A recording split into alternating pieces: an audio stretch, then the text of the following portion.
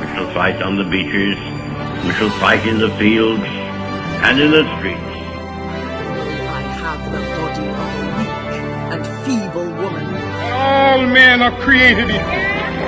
But I have a dream. One small step for man, one giant leap for mankind.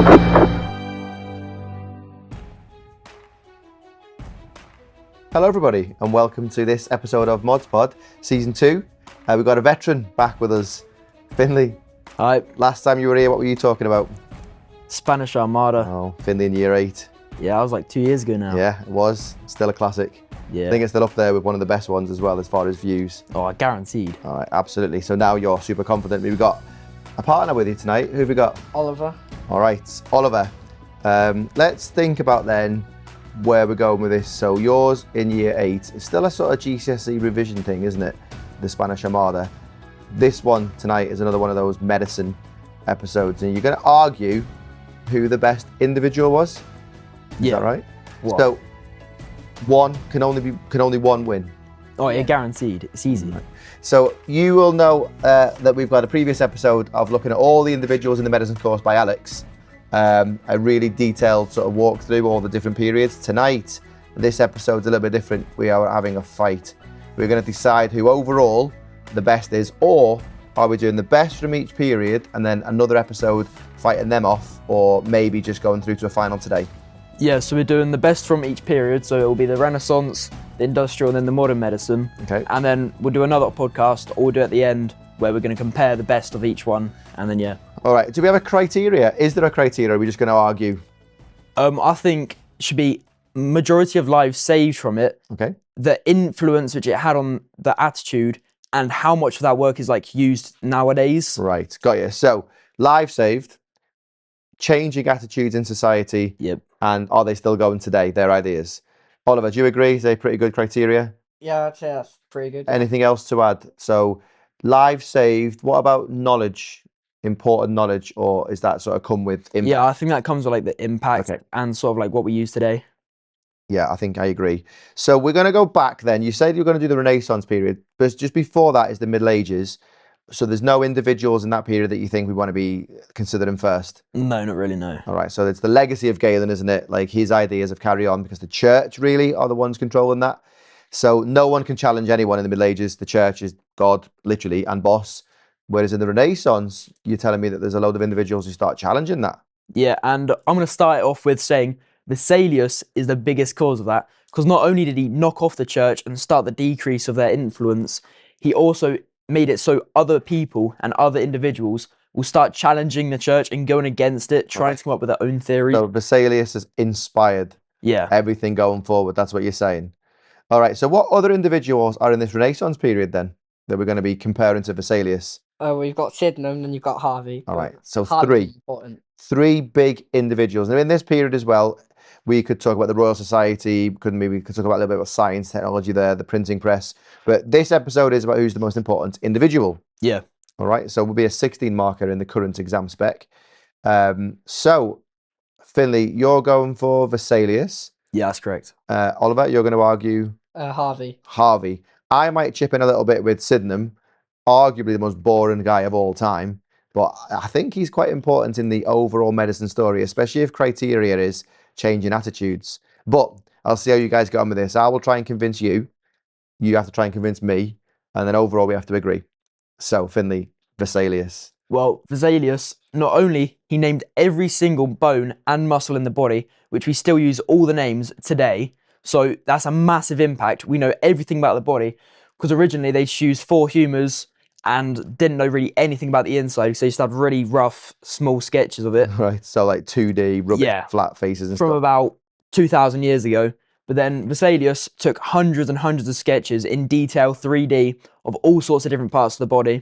Which So how did he know what was inside the body like? Well, he went to like graves and like the criminals who were hung up. He took them down, which was actually illegal. Wait, what? So he actually stole bodies? Yeah, he stole bodies, which was illegal at the time. And then he cut them up and, well, he first boiled them to take off all the skin, and then he labelled and like put it back together almost like a jigsaw. And these artists of the time, these famous artists like Leonardo da Vinci, they painted his pictures, or they painted his bodies? They painted just the bodies. Yeah. So these pictures are better than these 2D flat things that you're talking Yeah. about. So that's quite important. So what did we think about the body before Vesalius did that then? You're saying we found out where everything is. Didn't Galen tell us that?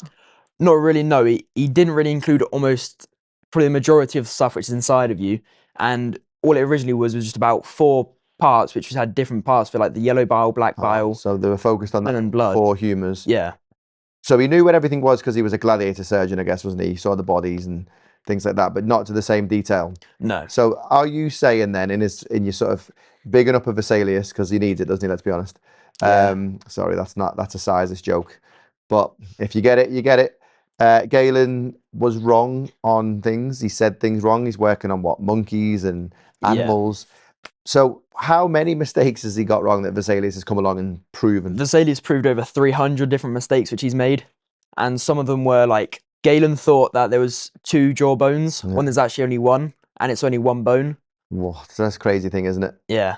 And he also found out that men have the exact same amount of ribs as women for some odd reason. Galen said that men had more. 1 extra. And I suppose that fits in with the religion story, doesn't it? Of how woman was made of the rib of Adam in the Garden of Eden. All right, so perhaps then that's why the church took some of Galen's ideas, because it kind of fitted in what they were saying. So about over 300 mistakes, jaw bones, rib cages, all sorts of things about veins and that, aren't there? Yeah. Absolutely, that's vital. So why is it important that Vesalius is proving Galen wrong? Well, first off, it then proves that the church can be wrong and that there's a place for improvement and that you can't always just rely on what the church is saying because they're in power. Yeah, absolutely. You've got to challenge, otherwise you're not going to improve anywhere. Because currently, almost if you get ill or anything simple, you're just going to die. That's pretty much how it went. Yeah. So they need to find something, and the only way they can find something is by challenging it. And Vesalius was the brave one to finally do that. Yeah. In this Renaissance period, we should probably say, shouldn't we? It's known as this period of enlightenment, of rebirth of ideas, where the church, as you've already mentioned, is sort of starting to lose its influence a bit. So these incredible drawings that Vesalius has had done have ended up where? They've ended up in the universities, which then going to teach the students who are trying to become physicians. Yeah, so all future doctors. Yeah. Instead of having Galen's books in university, or mostly Galen's books, they've now got these new books from Vesalius, and the drawings are so detailed, so lifelike, it's almost like having the body there. And attitudes are starting to change a little bit anyway now, aren't you? Because you're now allowed to do 1 dissection a year, whereas the church banned it before. So why is that important in terms of our criteria then, that he's got his books in the universities? Well, first it's going to then change how the doctors and physicians actually work. Yeah. Because they're not then just going to go off of, oh, you need to go and eat this, or you need to take this, or try draining your blood. They're going to go off of actual fact and what's actually in your body and trying to work off of that instead of something which isn't real. Yeah, so he's the greatest anatomist probably of all time then. Yeah. Or certainly the work he's produced is incredible, and you could argue they still use that today, couldn't you? The quality of the pictures was so good. Yeah. Oliver, can you think of a very quick sort of attack or criticism of Vesalius? Well, he may have said, named the muscles, but he didn't actually know what they did. So he's like anatomy, and you think physiology is more important. Yeah, Harvey said what the heart did, and he showed it was a pump after watching a fire truck. All right, so he's looking at the body alive, whereas Vesalius is looking at dead bodies. Yeah, he would take the parts off the battlefield, which would help him have a better understanding. So this battlefield, he's a battlefield surgeon in the what war? Civil War? Civil War, yeah. Yeah, he's in the English Civil War. He's mad though, wasn't he, Harvey? Like, didn't he used to put the bodies on him when he was trying to sleep as blankets and stuff? Yeah. He's mental. Sits on a roof, doesn't he, with his feet in cold water, spanking ladies as they go past. It's hard to sort of take him seriously, but let's not talk about those kind of things, because that might detract from his genius when you are trying to say why he's better than Vesalius. So this fire truck, what's that about? Basically, where he was walking past one day, and then he saw about people pumping out the water, and then because of the bodies he'd taken off the field, he realised that was how the heart worked. So the stomach was pushing the blood out. Yeah. So with some of these injuries, perhaps there's new weapons like, the muskets and that, they saw people splurting blood. Yeah, and figured out the veins had more than one thing. That's a clever thing to think about, isn't it? Because most of us would just walk past that thinking, oh, water coming out of a truck. But he, being the genius that he is, thought, that might be what's happened to the body. Didn't he have a friend or a patient who had an injury in the Civil War where his sort of rib cage had collapsed, and you could see his heart pumping through skin. Yeah, which also helped him with the discovery. Because he thought, what's the pumping? What's it doing? And then he did some experiments. Yeah, what was his experiments? Yeah, he did multiple experiments. For example, he would push down on the veins to show that it was carrying the blood around the body. So when he blocked it, it shot back to prove it was being pushed. Yeah. All right, so that's important because he's doing things, like I say, on these living people, which has got to be better than Vesalius, hasn't it? Because you're doing things on dead people. All right, so that's better for our knowledge of the body. So these experiments prove, although he's a bit of a weirdo, he's a serious guy, and he's the doctor, he's a physician to the king. So he too has this influence, and maybe when he speaks, people will listen. So between the two of you, why? Let's see if we can get to a bit of a crutch on the matter of who's more important.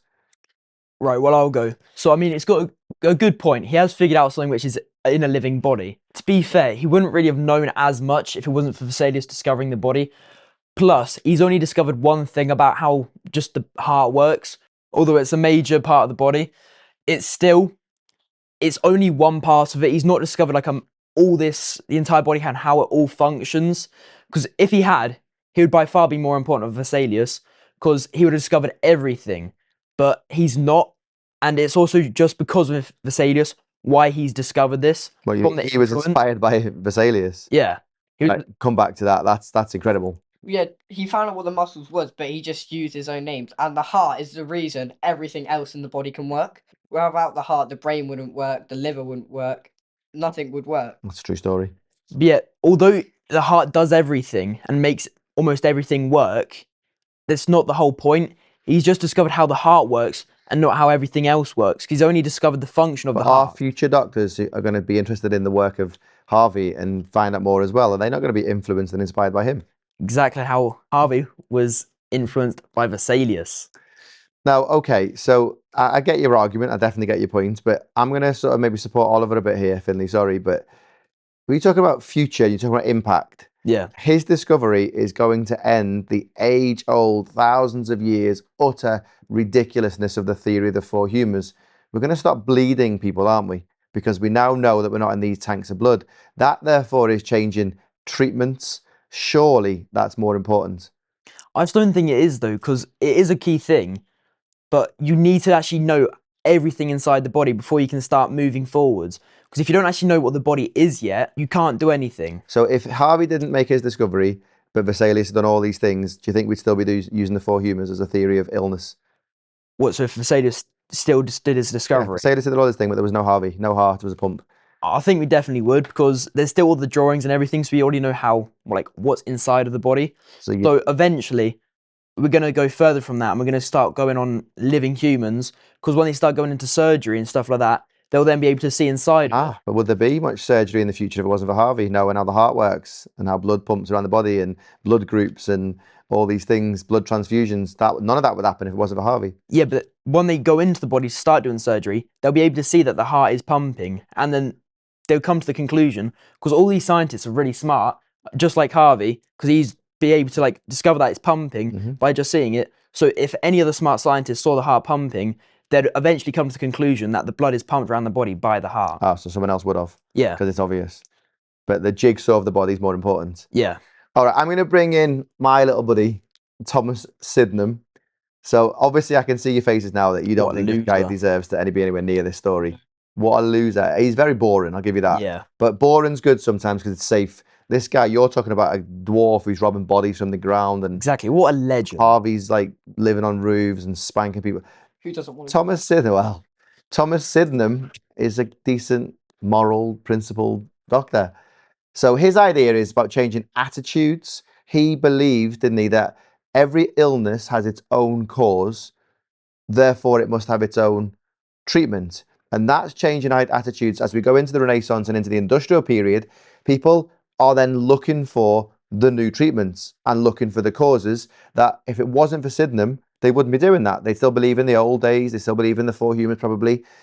He's got these great ideas. He comes along and he says, have a roast chicken and red wine.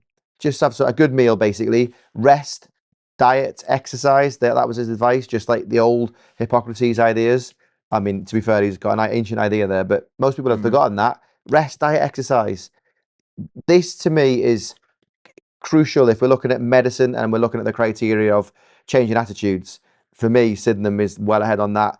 And then, of course, he was all about observing the patient, not reading books. He was like, no, get in there, get to the hospitals and sit with your patient, talk to them, write stuff down. They called them the English Hippocrates, right? So he was all about observing and finding out.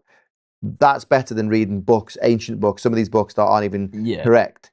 So I'm going to suggest to you two that certainly in terms of changing attitudes and changing outlooks, surely you've got to agree that Sydenham is up there. Yeah, I'm definitely agreeing that he's up there. That's why he's in the top 3 people. But There are only 3. yeah, but all he's really done though, he's said stuff. He's not actually backed it up with any evidence. He's just said stuff so far. So we can't explain it. Yeah, so he's more like philosophy, sort of like ideas. Yeah.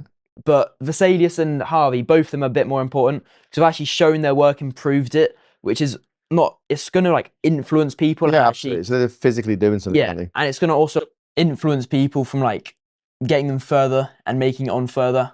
Yeah, but it would be better to be able to prove why it works than just do it and it works. So what criteria are you going with as Harvey then? Saving lives, impact into the future, and what was the other one? Influence? Yeah. So which of those 3 is Harvey getting a win for? Well, I think it would be impact and saving lives because the heart is the main bit about the body. Nothing else would work without it. Okay.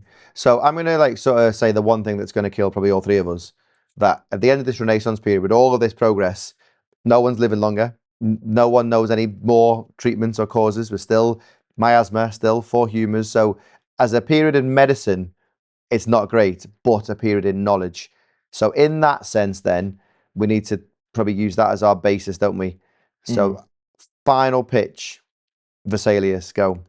Well, Vesalius, he's opened the doors for everyone to come in and for scientists to work and not get judged and killed by the church.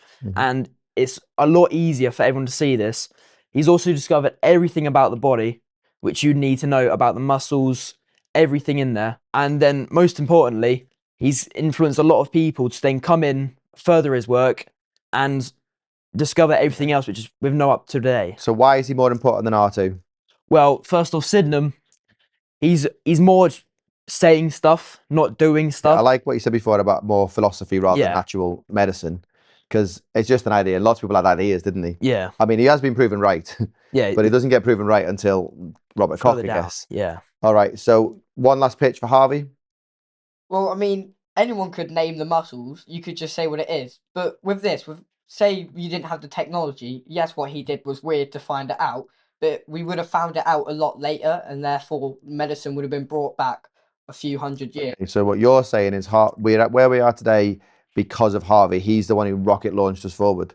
Yeah, and you can tell he's important because he was a physician to King James and Charles I. Yeah, absolutely. But ironically, though, for a little bit of a dig at Harvey, this is not to support my Sydenham, but he was so important that King Charles II died by being bled and purged. So, like, the very guy who said, don't do that anymore, they ignored him.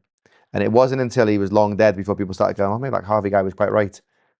But they still ended up, they trust him enough with his knowledge of what But they did say, well, maybe that Harvey guy was still right. So in the end, he was right. So Sydenham, I've said already, I think Sydenham wins as far as changing attitudes of society goes. I think impact, he couldn't explain it, could he? He wasn't really saying anything revolutionary, whereas your discoveries are revolutionary, aren't they? All right, so I'll concede. Now we need to decide out of these 2, what do you reckon? Well, I say probably impact and influence. I think that's both on Vesalius because the impact from changing the whole attitude of everyone, none of that could have been possible without someone opening the doors and changing against I'm going to help you a little bit now that I've lost, now that I've conceded Sydenham. This Galen character controlled and influenced everything that we think about medicine. I don't believe we would make any progress, even for you, Harvey, if we don't get rid of Galen. Yeah. So we have to get rid of Galen before we have anything. With the church is sort of losing its power, that's fine. But Galen's still there. Still the established textbook in universities, isn't he? So by getting rid of Galen, now we can make progress. Yeah. And it's Vesalius who proved Galen wrong on 300 things. That really is quite a good way to get rid of someone's influence, isn't it? If he was wrong on 1 or 2 things, 300, then everyone starts going, do you know what? Maybe this Galen guy isn't the one. So I'll give you that. Are you, Oliver, still going to fight or are you going to concede? Oh, I'm still going to fight because I think, yes, you could say Vesalius had an impact, but I feel like the impact made Harvey like what he did Mhm. to do what he do. I think for influence, I would say Vesalius wins, but I think like our age, we would die a lot younger than we are now, and medicine would be back hundreds of years because the heart, like I said, it's the most important bit of the Okay, body. so I'm going to give you impact. I'm going to give you Vesalius. I'm going to give you influence. I'm going to have change in attitude. So that's 1-1-1. But you look like you're ready for the killer Yeah. blow. I just want to say something. Although you're saying we might be hundreds of years behind if it wasn't for Harvey, we'd be a lot further behind if it wasn't for Vesalius, because Harvey wouldn't have actually done anything. No one would have listened to him if it wasn't for Vesalius. And the chances are Harvey wouldn't have even decided to come out with this. It might have been in his diary, which we find thousands of years later, because he's too scared and everyone else was at the time to come out with things, because the church would kill people for anything just challenging them. So I can almost guarantee it, Harvey would not have come out with this discovery and moved it back hundreds of years, because Vesalius would have moved us back thousands of years, and currently we could still be in the Renaissance right now. Right, as I have the cast and vote, because you're obviously one each. I'm sorry, Oliver, I'm going to have to go with Vesalius on this. Even though I think your point is really good about physiology is really key, and this is going to change this theory of the four humours, but that would be in conjunction with my ideas, Sydenham's ideas, but that's too far away, and we're judging impact in the period as well as long term. So it all starts with you. Okay, you win. Renaissance, we're going to put Vesalius through to the final. Yeah. Right, let's get into this really busy period then. The industrial period is about 6,000 individuals. So we probably need to quickly narrow down to maybe a top 2 or 3. Yeah. So shall we talk through who's in this thing first? We've got Jenner, smallpox, the vaccine. Yep. Are we gonna use him? Is he important enough to be discussed? I think he's important, but he's not the most important. All right, so the guy who discovered the most important, incredible prevention of all time, you're not discussing him. Well, I feel like he could be in like top 4 maybe, but the thing is, he doesn't know how. He's just seen something and he can't make it with anything else. He only knows how to do it. So he's discovered that there's a way to prevent you getting smallpox, the biggest killer. Yeah. He's essentially discovered the vaccine, hasn't he? Or found out vaccines work by putting a small amount of cowpox in. But you don't think that finding that and having that as a possibility that then made all of the doctors go, well, if it's possible, let's find out why. You don't think he should be up there? Well, I feel like he could be top 3 with the other 2 who I'm thinking about. Because the other 2 I'm thinking about is Koch and Pasteur. Right, so they have to be in this discussion, Yeah. don't they? Because although Pasteur with the vaccines, he's gone off of Jenner, so that's why I feel like he could be top 3. So Pasteur's able to explain what Jenner couldn't. Yeah. But Pasteur can't do that without Robert Koch being able to identify them, which we'll get onto in a minute. Exactly. So, all right, we're definitely going to have Pasteur and Koch. You happy with that? Yeah. Sort of at the moment, we think Jenner's on the side, maybe. Yeah, he's... Who else on the could bus. be in this period then? We've got Simpson. So James Simpson and Lister in surgery. Yep. Jon Snow. So anaesthetic and antiseptic. Are we including them in this debate, or? I'm not sure, because they're both really important. 'Cause surgery would not be possible without them. So it's only surgery. Yeah. So if So that's only one thing. Okay, for the sake of this episode, if we take surgery out of it, if we're talking about impact, aren't we? If we take surgery out of it, although you're right, anaesthetic and antiseptics are vital, we're looking at more medicine. Yeah. The public, the wider population. You're saying Jon Snow? Yeah. You want him in? I think he should be at least top 3. Because, like, he didn't prevent. He figured out what was wrong with just one simple thing and saved. Well, he figured the cause, didn't he? He figured the cause of cholera By was just taking waterborne, the tap of the water thing. which was a big killer. Cholera was a massive killer. That was like the sort of plague of the century, wasn't it? But he only did it in one little bit of London, Soho, didn't he? Oh yeah. So his impact was sort of limited in terms of that. But his work did contribute to changing this terrible attitude of the government, this laissez-faire attitude, doesn't it? Without Jon Snow and other people writing how poor people are the ones who are dying or all this stuff, they wouldn't have had the Public Health Act. We wouldn't have ended laissez-faire. And maybe into this period, the modern period, we would have no NHS and stuff if it wasn't for them. However, this episode is about individuals. So him as an individual, he's had some impact on changing attitudes of the government, right? But probably should we keep him out of the top 3? I mean, cholera being waterborne is a big thing. So in the top 5, but maybe not for this episode in terms of going through to the final. So Koch, Pasteur, and we're sort of on the fence a bit with Jenner. Although I do think we should keep Jon Snow out because he's very limited of what he's done. And because, as you said, it's in Soho, it's only affecting 100 people maybe in that area. So he's only possibly saved. So he took the handle off the Broad Street pump, proved that cholera was waterborne. Yeah. But still really couldn't explain that, could he? You can Jenna. Exactly. So again, it's Robert Koch who can essentially explain what Jon Snow couldn't. All right, so we'll get surgery out of it. We'll keep Jon Snow out of it. Sorry, Oliver. What about Nightingale? Florence Nightingale. She was important, but she didn't do it because she knew what it did. She just did it to make the place cleaner, which ended up. So she didn't know why, because she still believed in miasma, didn't she? Yeah. So basically, she's created these new hospitals, hasn't she? The pavilion plan, tiled walls, tiled windows. So to say it then, what? That's a good thing. Is she in? Is she not? Yeah, I don't think she's in, but I think she's like a close fourth, just because everything she's done, although she can't explain why, but that's similar with most people here.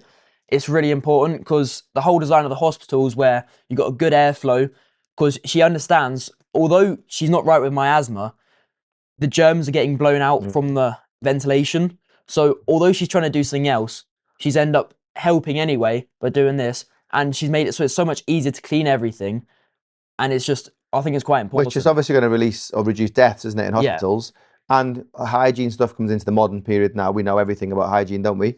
So that she works kind of nicely with Lister. Yeah. Perhaps if they actually worked together, they might have made a bit of progress. But they were of that ilk together, weren't they? So she's sort of doing that, I should say, Oliver, a little bit because she thinks, oh, I want to do it, but I don't know why I'm doing it.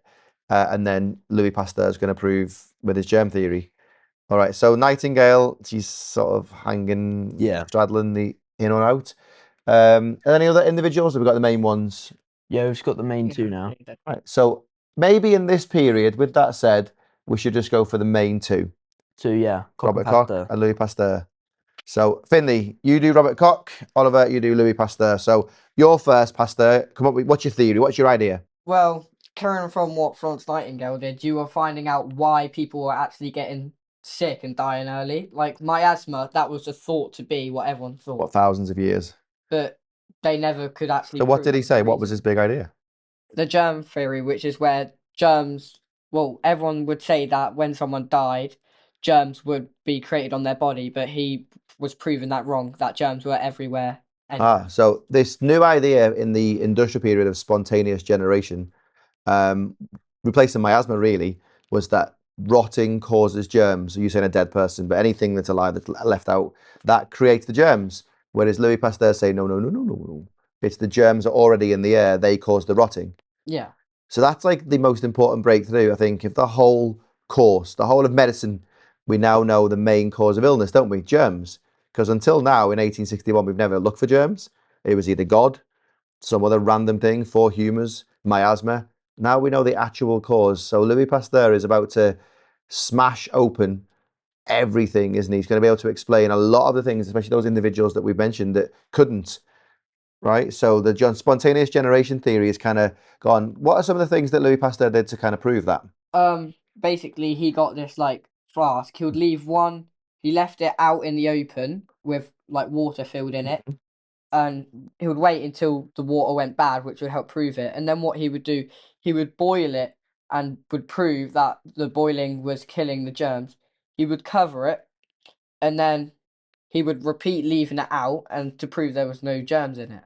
All right, so then he gives it a shake, doesn't he, with the germs that got in his little flask. Right, that's it. That's the breakthrough. I don't know what you're going to say, because what better is than germs cause illness? Well, Koch, what he's done, he's gone through and he's thinking, how can I improve from this? And he's gone and discovered each specific germ. So he's ID'd them. And he originally did this by getting a group of, say, sheep, which are all killed by the same virus or bacterial disease, and a group of sheep which don't have it. And then he's gone inside of it and looked in each of it to try and find out so what ability. What you're talking about here is identifying sheep anthrax. Yeah. Which leads to the vaccine, leads to us being able to explain what Jenna couldn't. Yeah. Right, before we get to that bit, because it's quite important, we probably need to think about what Koch did to be able to identify germs. What was his invention?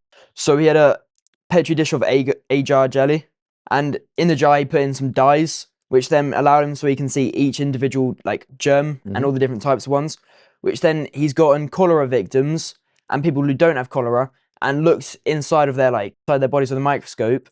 And so using that, he's going to be able to find what the cholera victims have, and then what the So he's looking for a common bacteria in his dye. Yes, because it shows up really clearly. Yes, what the cholera victims have and what the non-cholera victims didn't have. And then after doing that, he was then able to go and find what cholera was, and then further on use it. So you've mentioned a microscope. Is that his invention? Yeah. Yeah. So Robert Koch's made these really powerful microscopes in relative terms better than what they had before, because they started using microscopes in the Renaissance, remember the Royal Society, but Koch's is much better. So we can see the bacteria, cholera in this case, it's the biggest killer. Now he can essentially prove what Jon Snow couldn't. Jon Snow said it was waterborne. Could now he, in theory, Robert Koch, get some cholera from water and find the same germ? Yeah, easily. There you go, problem solved. So that's why Koch's more important than Louis Pasteur then, because Pasteur just says the germs are there. Koch has identified them. Yeah, although I would say that Koch has been influenced by Pasteur, but he's actually done something with that knowledge and actually used it for himself. Yeah, I don't disagree with that. No, but they don't like each other, do they? They hate each other. Oliver, what's the story there? Well, there was a war going on between France and Germany, and because they're one's from Germany, one's from France, they wanted to be better each other. So you could say if it wasn't for the war, some of this could have never happened. So that pushed each other to be better than the other one? Yeah. All right, so let's see who's winning this race now. Pasteur comes up with germ theory. He's winning, 1-0. Koch comes back with the identifying them. I reckon that's 1-1 and then 2-1, because that's massive. Yeah. What's Pasteur going to come back with to try and equalise? Well, he figure out what the germs can actually do, because what he did is he did this chicken experiment. He had some chicken, a chicken and some leftover cholera. What he did, so there was like a outbreak of chicken cholera. Yeah. And what he did is he injected the left out chicken cholera into the chicken, and it survived. So did he expect that chicken to die then, because he's put chicken cholera into it? He expected it to die, but he realised from his previous work with the germs that the germ might have died down the chicken cholera. So weakened it. So he left this chicken cholera out by accident. So there's another bit of genius there, isn't there? He could have just thrown that away, couldn't he, and thought, oh, never mind. And we might never know. But he said, I wonder if my own germ theory has made that chicken cholera weak. So what does he do? Makes a brand new fresh one? Yeah, he makes a fresh one and he gets some more chickens. And what he does, he'll inject some with a weakened cholera. So he's got to prove that the new one works, hasn't he? Yeah. And they all die. So he proved it's strong. But he's got this little chicken clucking about who previously didn't die. But what did he have? He had new chicken cholera, so he injected it into the chicken. But the chicken before that he injected that didn't die because of the stuff left out, he's essentially had a weakened version. So what's the theory? If he gets that chicken back now and he's got this new strong stuff, what does he think is going to happen? Well, because the chicken has already fought off the germs, even though it's a stronger one, it'll remember how to do it and be able to fight them off. So you mean a vaccine? The thing that Jenner can't explain? So Jenner did that with cowpox, the weakened version of smallpox. These milkmaids never got it. Did his experiment on little James. Gave James cowpox first. He recovered, got smallpox. Don't know how. Lovely. Thanks very much. Government helped him a little bit. Now you're saying with this accidental chicken thing that he's now got this theory that if you weaken the germs and put that into the body, and then that's the vaccine. Yeah. Which is essentially the same as what Jenner said. But now he's going to prove it, so he gets this super strong chicken cholera again, kills a few chickens, but the chicken that had the weakened version, it lives. Problem solved. Beat that, Koch. See, Koch hasn't actually done much else apart from that. He's discovered more germs and what they are, trying to help people. But to be fair, Pasteur couldn't have come up with vaccines if it wasn't for Jenner and Koch, because without being able to identify them and actually singularize that one thing and take it out, he can't then go and make something with it. Yeah, but he can though, because now that we know that that's possible to weaken a germ by leaving it out and let the germs make it weaker, he did chicken cholera. You found a way to be able to identify every bacteria. So what's the potential there? Well, the potential between us both, if you combine both the work, you're able to find a vaccine for almost every single bacterial which is disease. Crazy. That alone, you've now got a vaccine or a means to make a vaccine for every illness. And maybe that's why in the 20th century and the 21st century, we're all living to 80 standard because of these vaccines that we have. his impact is massive then, isn't it? Yeah, because Pasteur's thing though, he's only currently found a vaccine for one thing, but Cox opened it and allowed it so he can get it for anything really. So I think that's the bit, is the potential, isn't it? Yeah. So then they have one other experiment with sheep. Sheep anthrax was another killer, killing animals, and they've been employed by the government or whatever to solve it. Similar to the chicken one, what was the sheep experiment? So what he did is he had 50 sheep. He split them up, so two of 25, and he had a weakened sheep anthrax, and he injected that into 25 of them, and he left it until they had recovered again. So he's weakened it because he now knows that Yeah. germs affect that, right? So that's quite good, isn't it, His Lee? theory from what he did with the chickens, and then once they had recovered, he injected all 50 of them with a strong new version of sheep anthrax, which proved his theory because 25 of them died, which were the ones who weren't injected with the weaker anthrax. So this was a good experiment then, isn't it? Yeah, but then at the end of the day, he's not doing that without Cock identifying them. So he to identify them. He would have been able to identify sheep anthrax to weaken it in the first place for the experiment. Yeah. So these two guys who literally hate each other have taken the world so far forward. Imagine if they got on. Imagine there. So let's think about then these as winners in this period. Impact. So I think we need to understand that things we haven't really mentioned, we need to quickly mention. The Public Health Act is to do with the germ theory, isn't it? Yeah. John Snow's work is to do with the germ theory, isn't it? Florence Nightingale's work is proven because of the germ theory, right? Change in attitudes, the end of laissez-faire, is because of the germ theory, right? So although the germ theory was 1861, the Public Health Act of 1875, that's because there's now been years of proof that germs make us sick. And that's why, of course, all these reports about poor people in the slums. So that alone really should say that Louis Pasteur wins this fight. Yeah. Although I think Koch's really important, I still think Pasteur might be a little bit ahead, but Koch has still done a lot, which can tip the balance depending on what view you're looking at. Because although Pasteur's taken some stuff and used it, Koch's actually allowed everything to happen, and he's actually like one of the biggest discoveries, because him being able to ID them has actually allowed them to actually make the vaccines. Yeah, I agree. I think we still use Koch's methods today to make vaccines. That it's like the fundamental principle of a vaccine, isn't it? Even the COVID jab. The principle is what Koch said: identify it, weaken it, make it. So his impact is unquestionable as far as long term. But Louis Pasteur's impact has changed everything that came before, everything that comes after. He explains every single thing. So I think probably Louis Pasteur just nips it. I do think Robert Koch's impact is, well, it's vital in that. So you've basically got these two guys. One found cause, one's found prevention. And I suppose this comes down to, like you said, it depends on your philosophy of what you value as a criteria. Is it stopping people getting sick, or is it knowing what causes people? Because once you know a cause, you can prevent it. That's the argument, isn't it? So without the cause, you couldn't do your thing. But I'm thinking of Public Health Act, I'm thinking of attitudes, I'm thinking of shutting down slums, I'm thinking of proving Jon Snow, Florence Nightingale, all of it. I'm thinking Louis Pasteur, probably the idea, this is what it is. Sorry.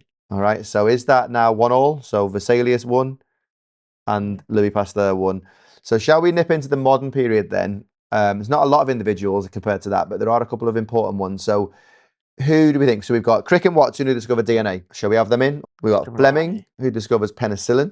I think he's important, but Florey and Chain are more important. All right. So shall we put the penicillin story in? Because this is now the treatment. So the last period, we've got cause, prevention. We've now got the treatments in penicillin, the ultimate antibiotic. All right. So the penicillin story, we'll do Florey and Chain and Fleming, the snake. We'll explain why he's a snake in a minute. DNA, is he in? Is that in? I think that's quite important because of how far we've now taken DNA, because currently we're still in the modern medicine. So I think it is quite important what they've done with DNA, because there's now like scientists who can like take parts out of your DNA and then put in new bits. They can like get rid of inherited like disabilities and stuff. So that is crazy, the potential, isn't it, for that? Yeah. With them discovering DNA, and the potential is it's getting better and better and better. I think that's an important sort of thing to think about. So, all right, let's go with this then, because we don't want to get into NHS. We're not worried about that. We're worried about individuals. Fleming, Chain and Florey. What about the magic bullets? Should we bring, Ehrlich or Damak in, the first magic bullets, or shall we say, do you know what? That is a magic bullet, lovely, but penicillin's the one we're going to focus on. Yeah, because Yeah. I think penicillin's probably the only really constant usable magic bullet, because the other ones didn't only kill the bacteria and the germs, it also killed the cells around it. Well, I think that's certainly the case early on, but the point of the magic bullets is they were the first things that didn't do that, weren't they? Yeah. They used mercury for years, and then you've got Salvarsan 606, you've got this antibiotic that kills only the bacteria, and then penicillin, like you say, is the ultimate that treats everything, every bacterial infection that people will have died with. Simple, a prick from a rose bush, they'd have died, wouldn't they? Now you've got antibiotics. You go to the doctors, you're sorted.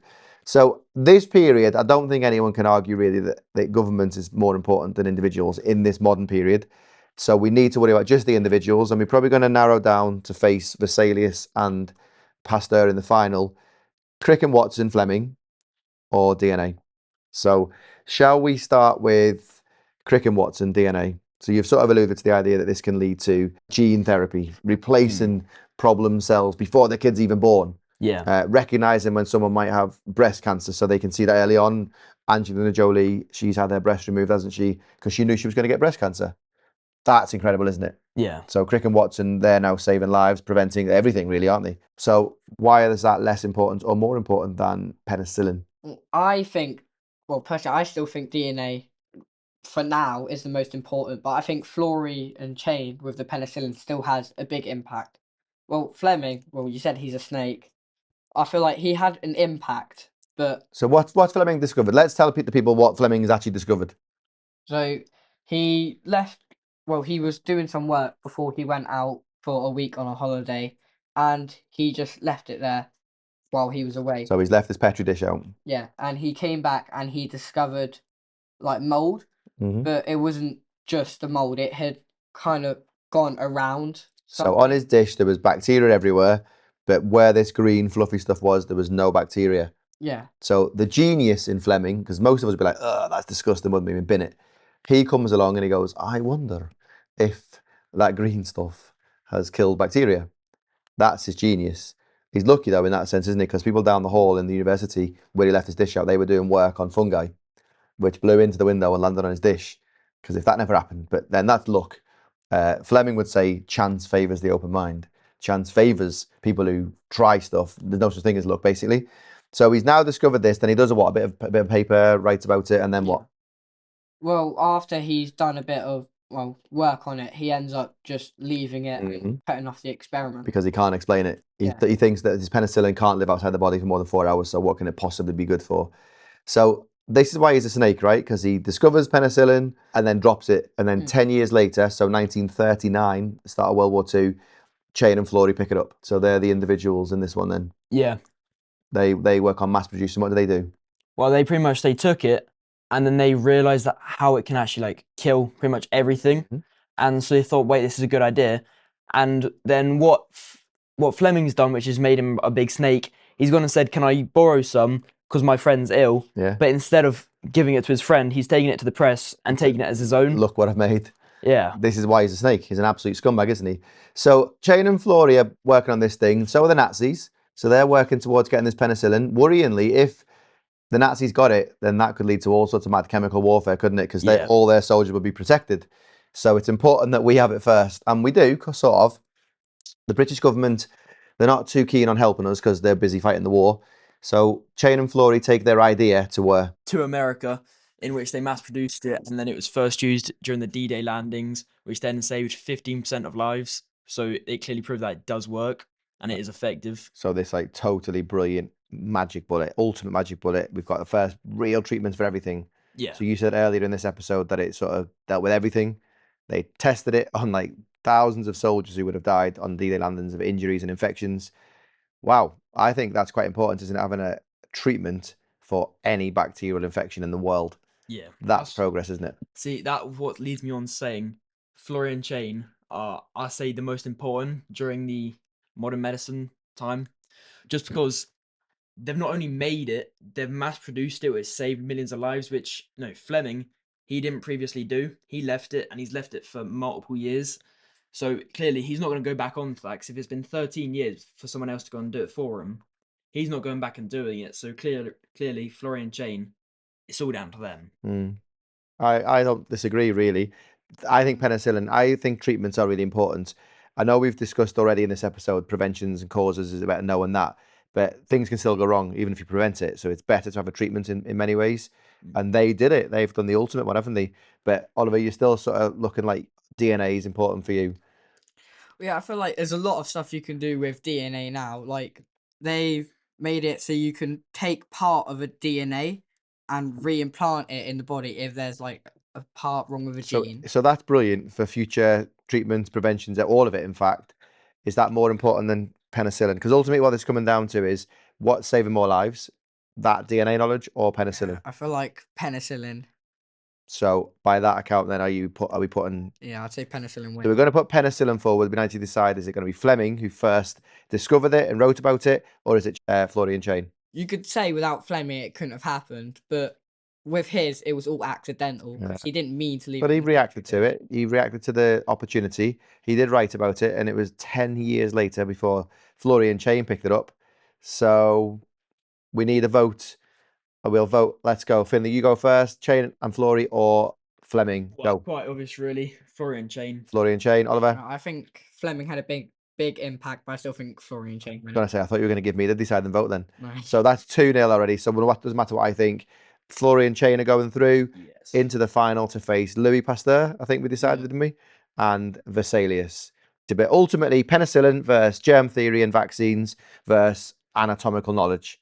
That's where we are. And we need to get to the bottom of this today. We need to decide who is the most important individual once and for all. All right, so Finley, you have been quite a clear supporter of Vesalius in class. Yep. But I have a feeling Vesalius might not be making it to the top today, might he? Nah, personally, I think none of this would have happened yet, so we'd probably still be back like where we were in like, I don't know, the Renaissance currently. But What, without Vesalius? yeah, without Vesalius. So his sort of work on the church. the body and challenging the church and changing attitudes. Yeah, because his challenging attitudes completely has changed how history's completely been written. But then what he'd done as a whole, it's not really as important as like Florian Chain, for example, because what they've done now saves millions of people every day. Yeah.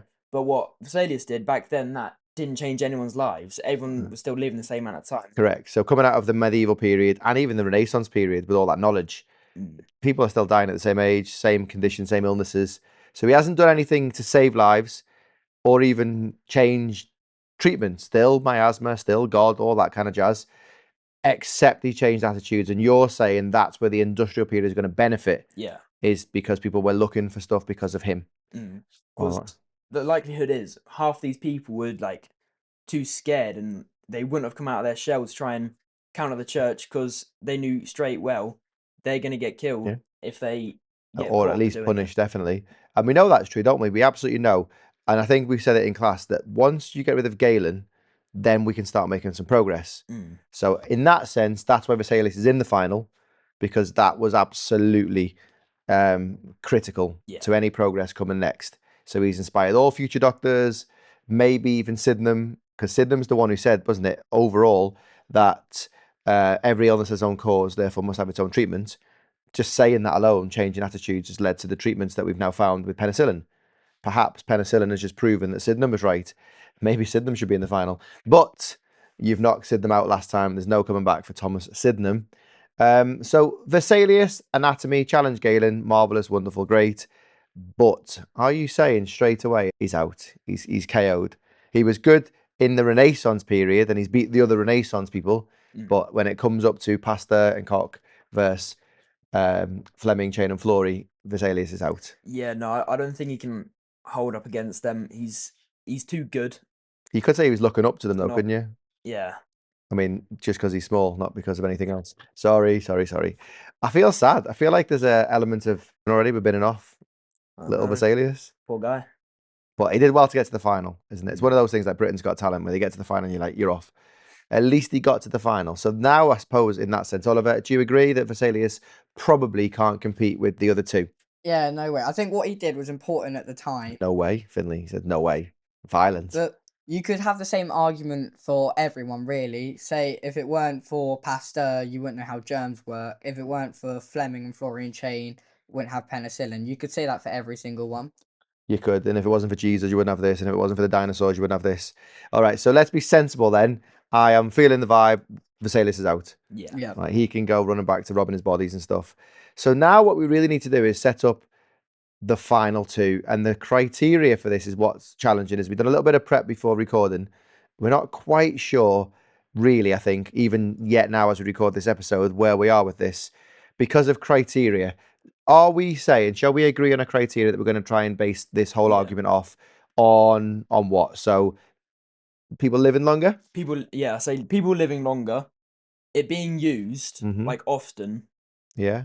then The impact. And other things that we could relate to that. yeah. So if whatever we can relate to germ theory. So we got three things, okay? Living standard, life expectancy, being used every day as a standard, as a go-to, and what can we link things to? Yeah.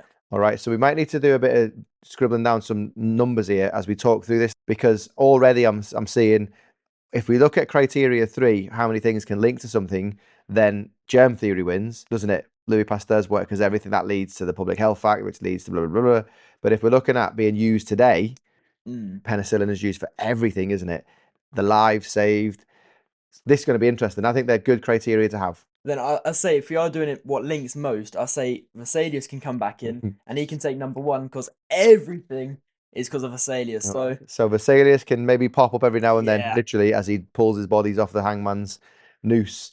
All right, I think we'll go in chronological order then. So we'll go to the industrial breakthrough in the industrial period of Pasteur and Koch. Now, are we saying germ theory and then the consequent vaccines, or are we not saying germ theory but saying the vaccines, which would be Robert Koch would be the winner?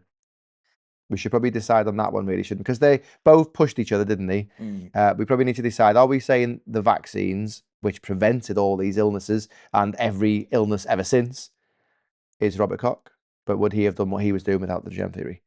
So go, Oliver. I think the germ theory, in all fairness, is more important because, Koch ended up discovering what it was, but I don't think, because he was trying to go against Pasteur because of the war, I don't think he would have tried to figure it out. And, like, with the germ theory, that's linked to other stuff. Like, we wouldn't have antibiotics, which are really important. Okay, so you wouldn't even have Fleming if it wasn't for Louis Pasteur, is what you're saying? Yeah. Controversial. That's the first blow in this final today that you're saying we wouldn't even have Fleming and his penicillin antibiotic if it wasn't for the germ theory. What about Vesalius? Because that is, but he didn't discover any germs though. No. So Vesalius, leave him alone. He's busy. He's gone. He's out of here. You beat him. You killed him. The germ theory has meant that we know about germs, which then means we can now try and treat those things, those bacterial infections. That's Robert Koch though, isn't it? Because he's the one who identified the germs. Yeah, but, like, Pasteur had the main idea of it, which led Koch onto the But I think we discovery. said last episode, didn't we? So what? The germs. But Robert Koch is the one who went, that's cholera, that's anthrax, etc., etc. So surely Robert Koch is more important than Louis Pasteur. I don't know. We need to decide this before we go too far into doing them as a collective, like we're doing Fleming, Chain and Fleury as a collective, or separate them. I say do both as a collective. Oh, so Finley's saying separate, you're saying together. I think we should have a vote. I'm going to be the deciding factor here. I think for this episode, we need to get rid of Pasteur or Koch. All right. So, Pasteur, you've done a good start for him. Germ theory led to everything else. I've said Robert Koch has identified the germs, which has allowed you to do that. Anyone, you want to help Pasteur a little bit? He come back with the chicken experiment, remember? He did that himself, and the sheep experiment. That's Pasteur. Ultimately, come on, we need to decide. I think, well, with Koch, with the germs, that, like, doubled the life expectancy, went from 30 to 70, so that's really important. Wow, so what? People died at 30 before the germ theory, and now Yeah. they die at 70. But Pasteur also proved how it worked with the vaccines. All right, so germ theory and his work on vaccines makes him 2, Koch 1. I think, like, it depends on what part you think's more important. Based on the criteria, I think originally it was Pasteur, but I think because of the criteria we're using, Koch. Okay, so what everything links to Robert Koch, everything going forward. Yeah. Oh, do you have anything to say on this? Yeah, I'm going to just say one thing. With Ollie's thing about how they've gained 40 years on life expectancy, 23 of them 40 years are because of Florian Chain. with penicillin. So realistically, he's only made 17 years out of them. Not the But also, full we have the Public 23. Health Act. We close down all the slums. We clean the streets. We give housing, clean water to every new house. That's So- quite a big impact. So even less is because of him then. Yeah, but Mm. the That's it. impact Cock had led to your discovery in a way. Right, we're having a vote. Hands up for Pastor. No hands up, folks. Hands up for Robert Koch. Okay, I don't need that. I think we'll go Robert Koch is through. So it's now getting down to Fleming, Chain, or Flory. Let's do that bit. So we separate these three. Oh, that's fine. Florian Chain. Flory and Chain. So no discussion that Fleming does No. not deserve to be in this. No, because he didn't. He just literally found something on a dish like, oh, what if this does this, and then leaves it. Florian Chain are the actual people who made it. Yeah, but you Mhm. found it. They did all the testing. Found it also could have never happened. Yeah, but then that's the same with everything. If, say, someone didn't breathe properly one day, none of this would have happened. So look at the butterfly effect, isn't it? We could be there on a whole other thing there. So that's completely All pointless. right, so that's easy then. So we've got Robert Koch versus Florian Chain, right? Florian Chain then. Penicillin, let's do this. All right, so basically, Florian Chain, after 13 years of Fleming just completely dropping penicillin, they decide, you know what, this could be onto something. Because bearing in mind, they're in the middle of the World War II, and lots of people are dying from infection. They need to figure out something. So they use it, they take it, and then they figure it out. To which they then take to America, and they mass produce, and during the D-Day landings, 15% of the lives are saved just down to penicillin. Because what they did, they met everyone to take the penicillin. So if they were like shot but not killed, they were like going to get infected.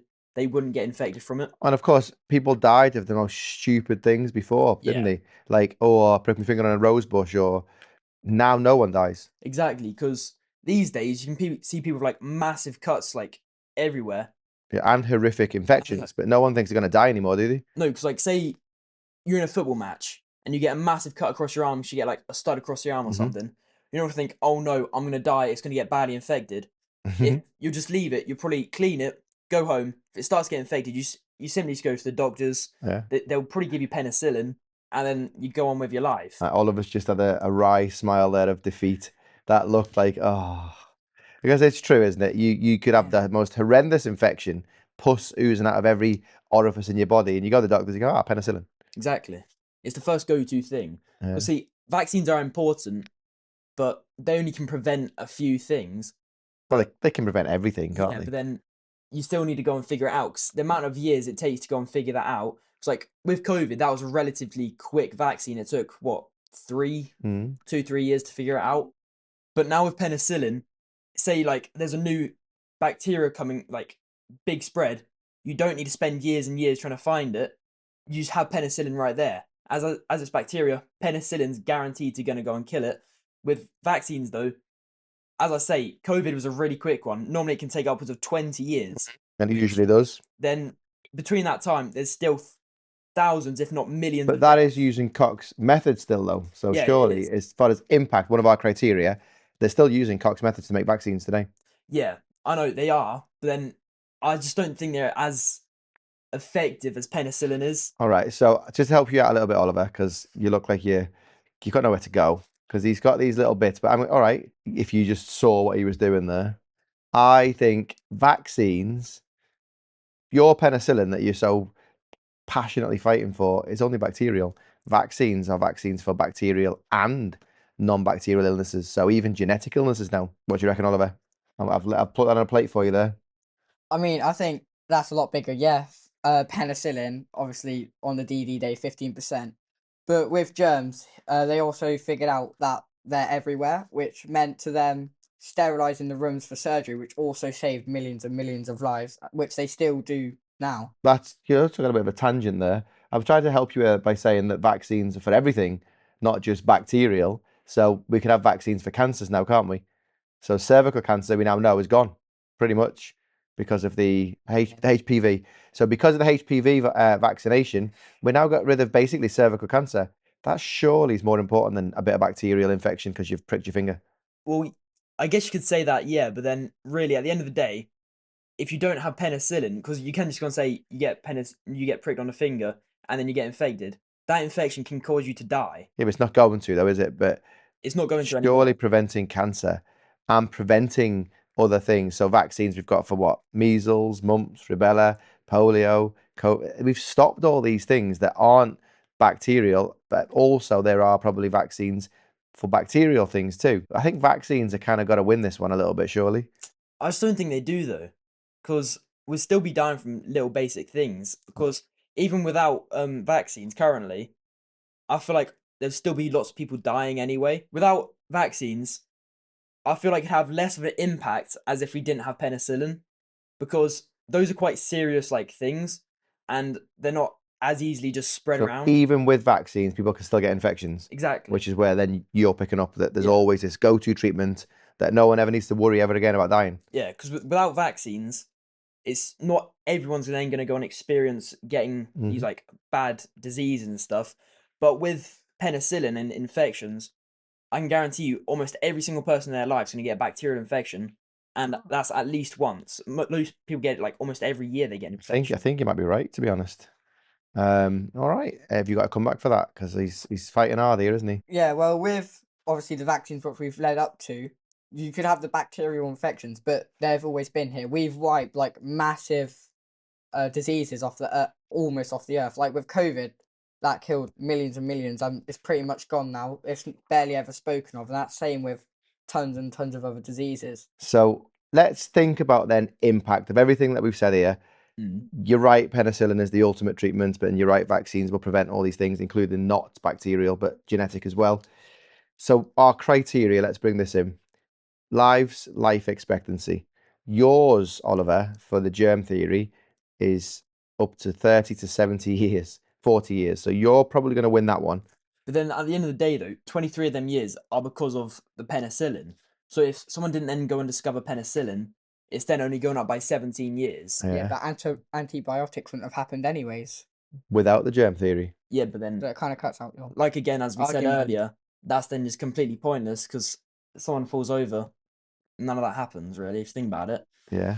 So I don't really see how you can use that. I think, sorry, Finley, I think the point for the impact has got to go to germ theory on that one because it's led to public health act, end of laissez-faire, closing slums, changing society, changing attitudes. I'm hearing a bunch of So boring all stuff. Vesalia's done was change attitudes. This changed attitudes and the rest. That sounds a bit boring, you know. Yeah, that's because you're losing. But World War II, D-Day landings, Exactly. that's quite a big impact, wasn't it? Yeah. Thousands of lives saved, 15% of soldiers. And that proved it worked. And how many people since then who would have died with a simple infection haven't? I know. And even today. So shall we just say there that people got injuries and died? No, they don't. Yeah. Which, Oliver, you can't argue against that, can you? No, not really. So as far as impact goes there then, so maybe change your mind. So impact then today, this thing is like phenomenal. Whatever happens, you go and get penicillin. And it even helps treat as well. If someone's got cancer or something, they may treat you with penicillin just in case you get infections. Yeah. So it's a powerhouse, isn't it? Right, so Chain and Flory producing the thing is their story. That's why you've got rid of Fleming. Yeah. Them producing it. Why them producing it and putting all their effort into it makes them more important than Louis Pasteur or Robert Koch. So they put all this effort into producing the thing. Yeah. Robert Koch and Louis Pasteur did lots of experiments. Who's more important? They've both put time into experimenting and doing tests to make sure their thing works. Who's more important? Flory and Chain. Because they both had the same outcome though. Their thing both worked. Yeah. So who's was more challenging? Like we got World War II, no money, scientists putting bathtubs I of see what money. you mean. So basically, I think it probably is Flory and Chain because the government weren't really too detailed with that because they're out there trying to fight a war. So they're already low on money because they've got to spend a lot of like weapons, food supplies for all the soldiers and everything. And then they've got to try sort out everything that's going back on at So home. I want to give them the credit for they found bathtubs, pots, pans, dishes, outside radiators. They were really creative in their experiments. They're literally just trying to work with scraps currently. They've pretty much got to fund almost all of it by themselves, unless they go and try find like a charity or a hospital. Which even at then, if they go and find a charity, not many people are going to be donating to charity when they're already working with very little. Yeah, I think that's true. Oh, I'm going to give that Chain and Flory because Pasteur and Koch, they're doing an experiment. It's lovely, but it's chickens and sheep in their own lab. Mm. Like, they've got all the time in the world for that, haven't they? There's a race against time with this one because the Nazis are chasing the penicillin. So I think they have worked in incredibly difficult conditions, Yeah. found a way, had to go to America, but they found a way and they produced this wonderful, amazing drug, which saves everyone's lives today, no matter what. Yeah. It just doesn't prevent anything.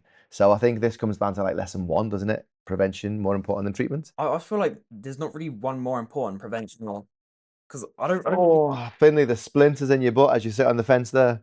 Well, no, I just don't really see like how you can compare it because preventing it, yeah, you're stopping something from happening, but if you're treating it, you're then stopping it from doing Killing it. anything. Yeah, So but either way, you're just both stopping it. Yeah, but if you prevent, yeah, but treatment, you could technically still get it again. It just might not be as bad. But preventing it, you could just more easier wipe it off. Like, Think get rid about of it. cervical cancer. Mm, And yeah. eventually, as time goes on, all other cancers, hopefully. Mm, Like, that's like epic, isn't it? yeah. So I don't know. And prevention might be more important there. I believe now there's definitely a bit of a like. I think we're convincing ourselves out, aren't we? Or Finley, you're quite confident still, Florian Chain, but we're acknowledging, aren't we, that it's not as maybe black and white as perhaps we first thought. No. So we probably need to get around to our decision. Mm. Who wins this individual off? Well, personally, just for me, Florian Chain, I think it just has to be them really, because although it did happen just because of like Koch and Pasteur and whatnot, lots of things happen because of whoever. Yeah, and as we've said, we go back even further. Sydenham. Yeah. So Sydenham's idea was that every illness has its own cause, therefore must have its own treatment. That's, you could go back to that idea. Mm. Maybe they wouldn't have looked for it if it wasn't for his idea, because he said it. So all these future doctors were like, well, let's find the new causes, which they did. Germ theory. I still think I stand by what I said. I think, yeah, it was a big discovery, but I still think the germ theory is a lot bigger and has led to a lot more like important things. Not saying that's not important, but So life expectancy is a tough one. On paper, in theory, the germ theory goes from age 30 to 70. But you're saying 24 odd years of that is because of antibiotics. Exactly. So Doesn't say let's that. think about then, not life expectancy, but how lives saved. Well, to be honest, with life saves, it's probably going to be the germ theory, but that's just because it's come 100 years before. So in our houses today, we have Dettol, we have Exactly. antiseptics. It has affected our everyday life. We know to keep clean, we don't get sick. Mm. So in that case, you have to concede that more people are alive and living because we don't get bacterial infections anymore. Exactly, because of penicillin. No, that just treats us when we do get them. Exactly, but then with penicillin, if you do then get them, it's then just got rid of it. You need to decide, boys. You need to argue with each other. I still stand. I am honestly, stepping out of this.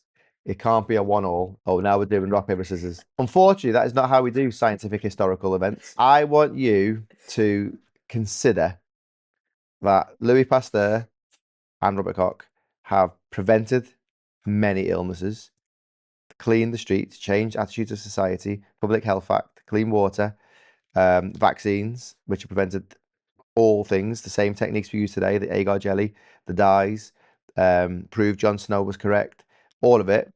I think you've got to be pipping that as a win. I'm not hearing much that's very important out of that, I can't lie. I think the only important bit is penicillin. All right, so you're saying that These are my winner. mold was discovered that killed bacteria. Fleming sort of seen it, liked it, didn't do anything else about it. Yeah. But Chain and Fleury went on this massive campaign to mass produce the thing, and now we just have this safety net if anything does go wrong. Exactly. Yeah, but Koch also figured out how to identify. But only bacterial, though. Penicillin's not helping anything else. There's many more causes of illness than just bacteria. Yeah, I know, but like it's the most common one. Oh, it's very common. Exactly. Absolutely. But there are more things, whereas vaccines prevent more than just bacteria. This is why I am going to try and let fall on the side of Oliver in this episode. Too bad. Too bad. I wonder if in the comments, if people watch this and want to make comments about it, we could have some sort of interaction, because it's not cutthroat. It's not black and white, is it? No. I think because it's going to be 2-1, because my vote is going on germ theory and the vaccine part, because it's dealing with bacterial and non-bacterial. That's why it's honestly like 51-49 here. Well, I feel like we should just leave it to the people. viewers, the listeners to decide. Because honestly, I feel like Florian Chain have saved my life more than Pasta and Cock have. All right, so we'll put this out to the people then. I'll put it on the school's Instagram, the history department's Instagram, and we'll hopefully get some votes to see who's most important. Yeah. Also, I'm just gonna say this: if it wasn't for Florian Chain, I'll be dead. I've had lots of cuts, and Thank God for Florian Chain then. Yeah. You're also saying the same for me because I'm getting vaccines. Thank you very much, lads, for this. Hopefully, again, this will be useful, especially for your revision for the medicine course. That's a couple of episodes now in season 2 of ModsPod, where we've had medicine discussed, individuals. Alex did one. We've also got some good episodes from the Elizabeth course as well on there in season 2. All right, thanks, folks, and we'll see you again for that next episode and more on ModsPod. Thank you and goodbye.